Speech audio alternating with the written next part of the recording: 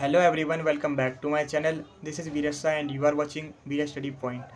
Fourth semester में जो आपका पॉलिटिकल साइंस सब्जेक्ट है, इसमें आपको अंतर्राष्ट्रीय संबंध का परिचय समझना है, यानी introduction to the international relation के बारे में आपको समझना है। तो आज की इस वीडियो में हम इसका जो यूनिट सेकंड है, जिसका नाम है द्वितीय विश्व युद्ध और शीत युद्ध, तो आज की इस वीडियो में हम इस टॉपिक को कंप्लीट डिस्कस करने जा रहे हैं। इसके अलावा ये वीडियो का पार्ट 2 है। पार्ट 1 वाली वीडियो मैं ऑलरेडी क्रिएट कर चुका हूँ। उस वाली वीडियो का लिंक मैं आपको अपनी इस वीडियो के डिस्क्रिप्शन बॉक्स में प्रोवाइड करा दूंगा।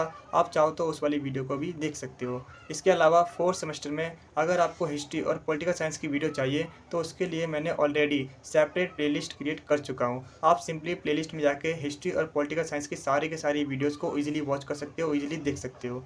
इसके अलावा आज की इस वीडियो में हम इस टॉपिक के कुछ प्रीवियस ईयर क्वेश्चन को डिस्कस करेंगे, जो कि आपके पिछले 10 सालों में पूछे गए हैं, जिससे कि आपको इस बात का आइडिया हो सके कि आखिर आपके अपकमिंग एग्ज़ाम में और किस किस टाइप से इस टॉपिक से क्वेश्चन पूछे जा सकते हैं। इसके अलावा आज की इस वीडियो में हम इसके सॉल्यूशन को भी डिस्कस करेंगे, सो दैट आपको इस बात की नॉलेज हो सके कि आखिर आपको अपने एग्ज़ाम में अपने आंसर्स को किस तरह से प्रेजेंट करना है, जिससे आप अच्छा स्कोर कर सको अपने एग्ज़ाम में।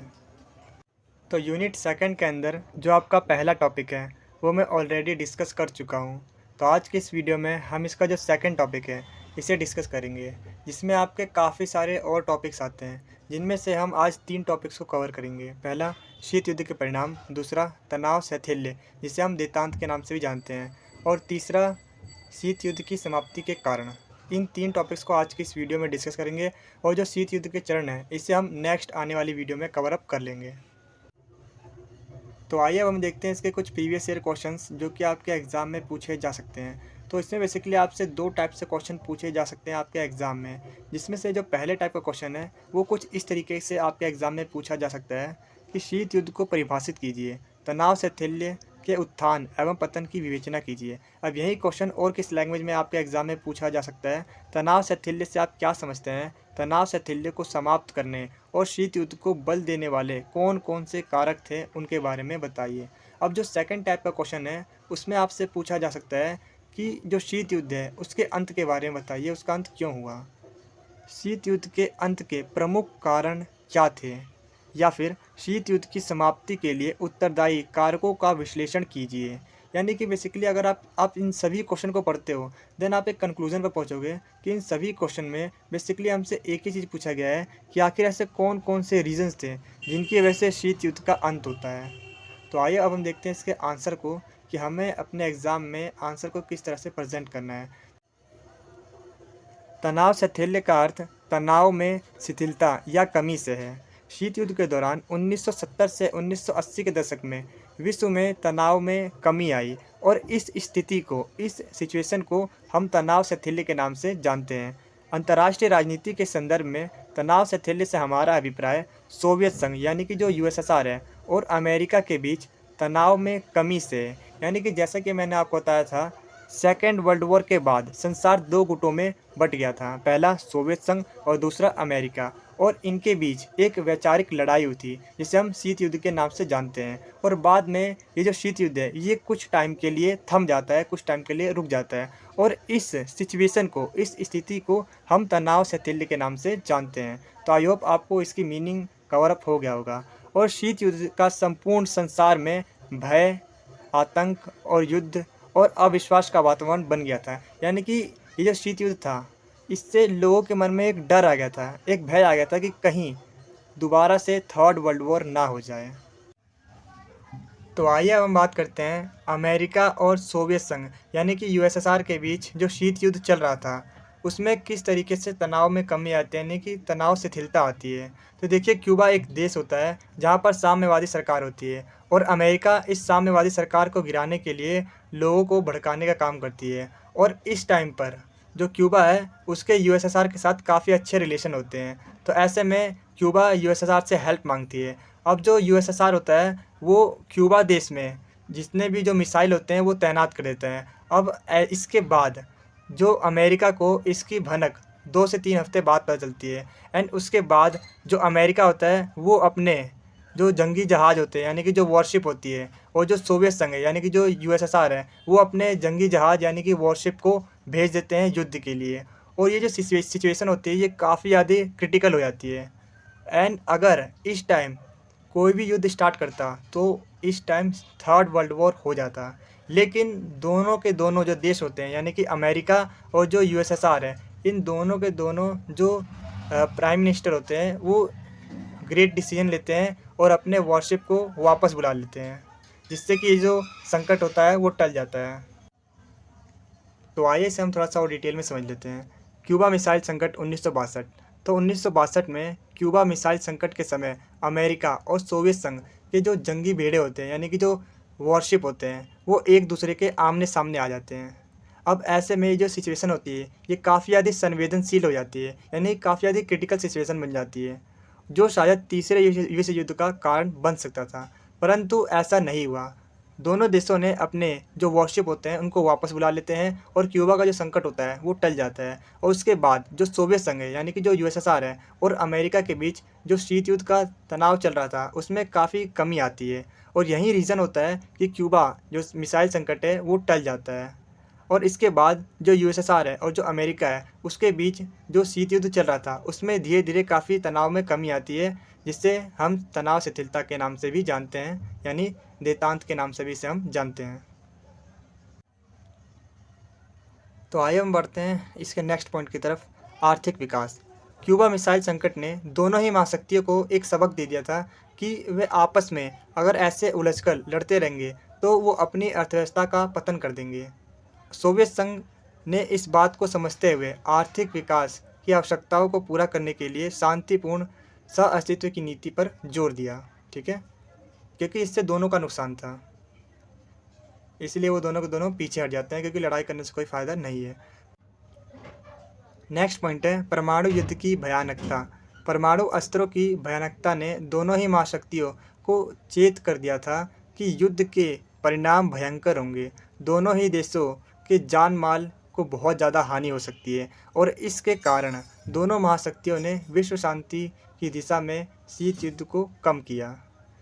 नेक्स्ट पॉइंट है कच्चे माल की आवश्यकता। अब अमेरिका ने यह महसूस किया कि उसके जितने भी जो उद्योग है उनके लिए जो कच्चा माल वो यूएसएसआर से ही प्राप्त करते हैं, और उनकी अर्थव्यवस्था का विकास कच्चे माल पर ही टिका हुआ है, क्योंकि वो कच्चा माल को खरीदते हैं और उससे बनी बनाई वस्तुओं को बनाते हैं। और जो सोवियत संघ है यानी कि जो यूएसएसआर है उससे उसके बीच अगर रिलेशन ख़राब होते हैं तो उनको रॉ मटेरियल प्राप्त करने में काफ़ी ज़्यादा दिक्कत होगी और उससे वो अपना प्रॉफिट भी नहीं कमा पाएंगे। तो इसी की वजह से जो अमेरिका होता है उसने टकराव का रास्ता छोड़ते हुए शीत युद्ध को समाप्त करने का निर्णय लिया था। तो ये भी उन्हीं में से वन ऑफ द रीज़न है तनाव शिथिलता के। नेक्स्ट पॉइंट है वास्तविक युद्ध का भय। शीत युद्ध का वातावरण कभी भी वास्तविक रूप ले सकता था युद्ध का, थर्ड वर्ल्ड वॉर का कभी भी सिचुएशन बन सकती थी, ठीक है। और इस भय ने दोनों ही महाशक्तियों को शांतिपूर्ण और सह अस्तित्व की नीति को अपनाने के लिए बाध्य किया। नेक्स्ट पॉइंट है निर्गुट राष्ट्रों की भूमिका। अब इसमें क्या होता है, गुट निरपेक्ष राष्ट्रों ने महाशक्तियों को शीत युद्ध से बाहर निकालने के लिए प्रेरित किया। अब देखिए यहाँ पर क्या होता है, जो अमेरिका होता है और जो यूएसएसआर होता है ये दोनों के दोनों ही बाकी जितनी भी कंट्रीज़ होते हैं उन्हें अपने गुट में मिलाने की कोशिश करते हैं। लेकिन भारत क्या करता है, भारत गुट निरपेक्ष नीति को अपनाता है, यानी कि वो किसी भी गुट में नहीं मिलेगा।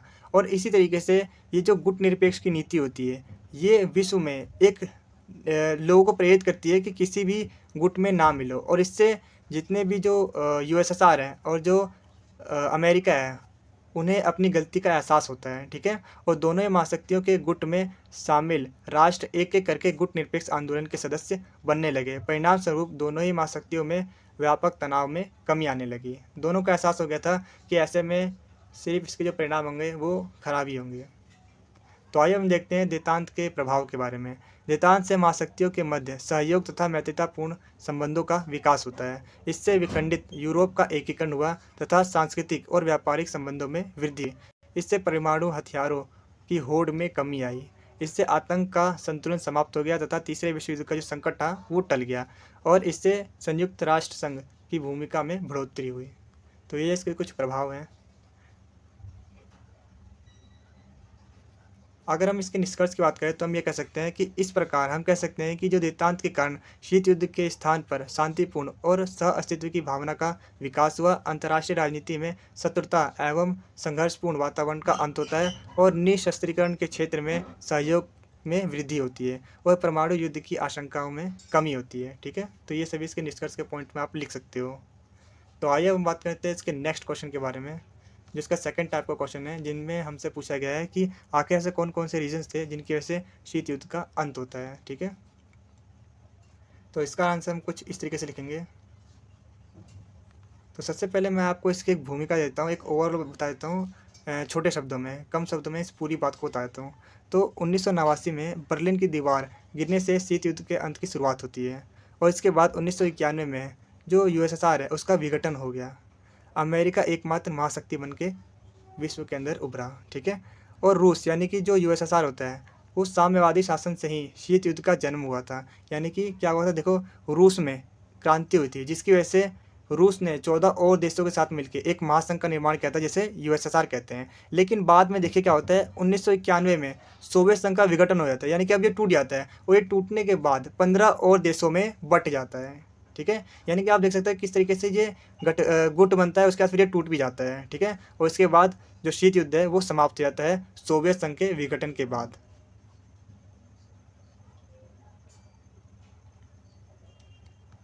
तो इसका जो पहला पॉइंट है वो है मिसाइल गोर्बाचेव की सुधारवादी नीतियाँ। तो 1985 में जो मिखाइल गोर्बाचेव यूएसएसआर के राष्ट्रपति बने और वो यूएसएसआर के अंतिम राष्ट्रपति थे। और मिखाइल गोर्बाचेव ने अमेरिका के साथ अच्छे संबंध बनाने की कोशिश किया और यूएसएसआर को लोकतांत्रिक करने का प्रयास किया। मिखाइल गोर्बाचेव ने यूएसएसआर में सामाजिक, आर्थिक और राजनीतिक सुधारों के लिए काफ़ी सारे नीतियाँ चलाई, जैसे कि गोल्डपेन की नीति। ठीक है, ऐसे काफ़ी सारी नीति अपनाया, लेकिन मिखाइल गोर्बाचेव अपने इन प्रयासों में असफल रहे, क्योंकि मिखाइल गोर्बाचेव की सुधारवादी नीति को जब लागू किया गया, जब सोवियत संघ यानी कि जो यूएसएसआर है उसकी जनता को पता चला कि वो आर्थिक प्रगति के मामले में बाकी सबसे यानी कि जो पश्चिम देश है उनसे काफ़ी ज़्यादा पिछड़ गए हैं, काफ़ी ज़्यादा पीछे रह गए हैं। और इस जानकारी के बाद जनता का साम्यवादी व्यवस्था से मुंह भंग हो गया। और ऐसा बिल्कुल नहीं होता कि जो मिसाइल गोर्बाचेव है उसकी नीति गलत थी, बल्कि वो जो नीति उसने जब लागू की थी उसका टाइम ख़राब था, उसने गलत टाइम पर उस नीति को लागू किया था और इसीलिए मिखाइल गोर्बाचेव की जो नीतियाँ है वो सोवियत संघ के विघटन का कारण बनी। ठीक है,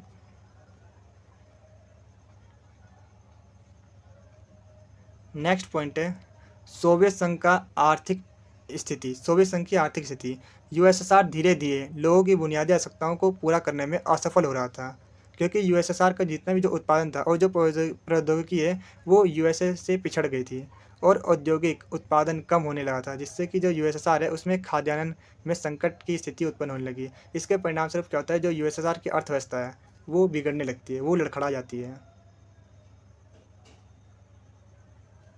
नेक्स्ट पॉइंट है संसाधनों का गलत उपयोग। द्वितीय विश्व युद्ध के बाद लोगों का यह मानना था कि सोवियत संघ का जिन देशों पर प्रभुत्व हो गया था उन पर अपना नियंत्रण बनाए रखने के लिए सोवियत संघ ने आर्थिक संसाधनों का एक बड़ा भाग उन देशों पर खर्च किया है। इसके अलावा सेना सामानों और परमाणु बमों इनमें इन्होंने काफ़ी ज़्यादा एक्सपेंस किए, जिसकी वजह से जो यूएसएसआर है उसकी जो अर्थव्यवस्था है उस पर दबाव पड़ता है और वो अपने बेसिक नीड को भी पूरा करने में असफल रहती है, जिसकी वजह से जो सोवियत संघ है उसका विघटन होता है। तो ये भी एक वन ऑफ द रीज़न है सोवियत संघ के विघटन होने का। बर्लिन की दीवार का गिरना, 1961 में सोवियत संघ ने पश्चिमी शक्तियों के क्षेत्र को अलग करने के लिए बर्लिन में 150 किलोमीटर की एक लंबी दीवार का निर्माण किया था, जिससे जर्मनी दो भागों में बट गया था। पूर्वी जर्मनी पर सोवियत का अधिकार था और पश्चिमी जर्मनी पर अमेरिका, फ्रांस और ब्रिटेन का अधिकार था। लेकिन जनता द्वारा इस दीवार को 1989 में गिरा दिया गया और इसी तरीके से शीत युद्ध की समाप्ति होती है। नेक्स्ट पॉइंट है सोवियत संघ का विघटन। प्रथम विश्व युद्ध के बाद 1917 की रूसी क्रांति के बाद 1922 में रूस और 14 अन्य गणराज्यों के साथ मिलकर एक महासंघ का निर्माण करता है, जिसे यूएसएसआर के नाम से जानते हैं। ठीक है, और राज्यों में आंतरिक और आर्थिक और राजनीतिक समस्याएं सोवियत संघ के विघटन का कारण बनती है। ठीक है, और 1990 के अंत तक यह स्पष्ट हो गया था कि सोवियत संघ अब अपने पुराने रूप में कायम नहीं रह पाएगा, जिसके बाद 1991 में यूएसएसआर विघटन होकर 15 देशों में बट जाता है, यानी कि टूट जाता है।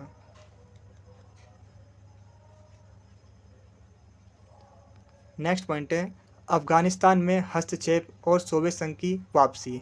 अब यहाँ पर क्या करता है, जो यूएसएसआर है वो एक बहुत बड़ी गलती करता है। यूएसएसआर 1979 में अफ़गानिस्तान में अपनी सेना को भेज के सबसे बड़ी गलती करता है। इससे यूएसएसआर की अर्थव्यवस्था और भी कमज़ोर हो जाती है, और जितने भी जो मुस्लिम देश होते हैं और जो यूएन है और जो यूएसएसआर है, सॉरी जो अमेरिका है, वो यूएसएसआर का अफ़गानिस्तान में हस्तक्षेप करने पे काफ़ी ज़्यादा विरोध करती है। ठीक है।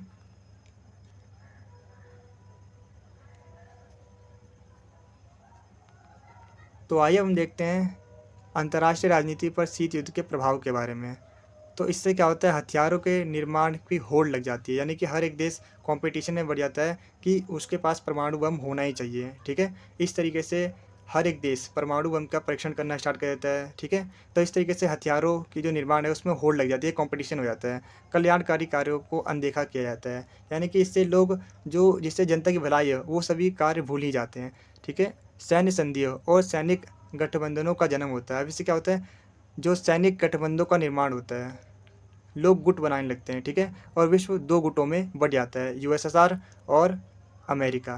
परमाणु बम का भय होता है। ठीक है, कि कहीं थर्ड वर्ल्ड वॉर ना आ जाए, उसमें परमाणु बम ना चल जाए। तो ऐसे सिचुएशन बनी रहती है, लोगों को डर लगा रहता है। यूएनओ का कमज़ोर होना। अब यहाँ पर क्या होता है, यूएनओ सिर्फ और सिर्फ एक दर्शक बन के रह जाता है। क्यों? क्योंकि ना तो वो यूएसए के खिलाफ कुछ बोल सकता है, ना तो वो यूएसएसआर के कुछ खिलाफ बोल सकता है। वो सिर्फ बैठे वैसे तमाशा दिखता है। ठीक है, क्योंकि वो कुछ कर भी नहीं सकता, क्योंकि अमेरिका उसका सबसे बड़ा सपोर्टर भी होता है, क्योंकि आर्थिक मदद यूएनओ की अमेरिका ही करता है, तो वो उसके खिलाफ कैसे बोल सकता है। ठीक है। भय, आतंक और अविश्वास की भावना में बढ़ोतरी होती है, लोगों को काफ़ी ज़्यादा डर और इनसिक्योरिटी फैल जाती है लोगों के मन में। ठीक है। यूरोपीय देशों में शीत युद्ध का आर्थिक प्रभाव पड़ता है।